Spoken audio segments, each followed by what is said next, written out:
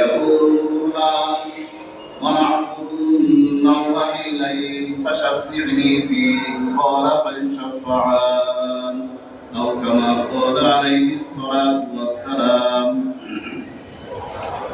صدق الله مولانا العظيم وصدق رسوله النبي الكريم ونحن على ذلك من الشاهدين والشاكرين والحمد لله رب العالمين.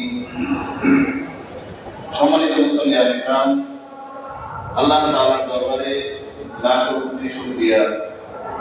তিনি আমাদেরকে পবিত্র রমজান মাসে এবার পঞ্চম জুমা, 5টি জুমা পড়ার তৌফিক দান করেছেন। 5টা জুমা পেয়ে গেলাম এবং আজকে এই পবিত্র রমজান মাসের শেষ জুমা এবং শেষ রোজা 30 রোজা।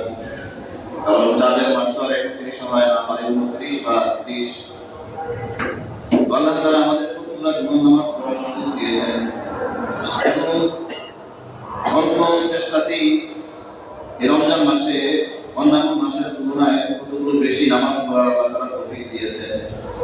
কমপক্ষে যারা তারাবির নামাজ পড়ছে 20 রাকাত নামাজ পেরে গেছে। এরপরে কেউ তো তাহাজ্জুদের 2-4 রাকাত 8 রাকাত নামাজ পড়ছে, তাদের আরেকটু বেড়ে গেছে।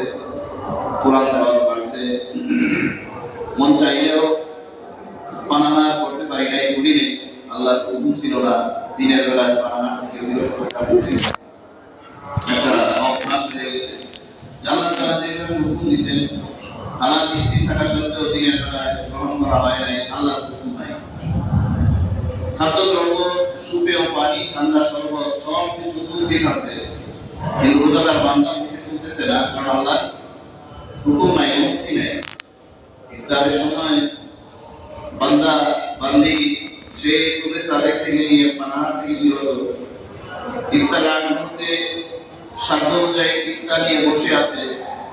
একমাত্র আল্লাহর পক্ষ থেকে যখন হুকুম আসবে তখন সে মুখে খাবার তুলবে, এটাকে তুলবে না।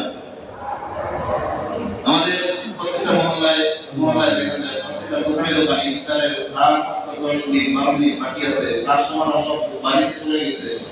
দোকানদাররা ইফতার বানাতে প্রস্তুত, বানানো শেষ, একটু খবর ঘুরে দেখতেছি রাত 6 মিনিট, রাত 5 মিনিট, কিন্তু কেউ মুখে খাবার তুলতেছে।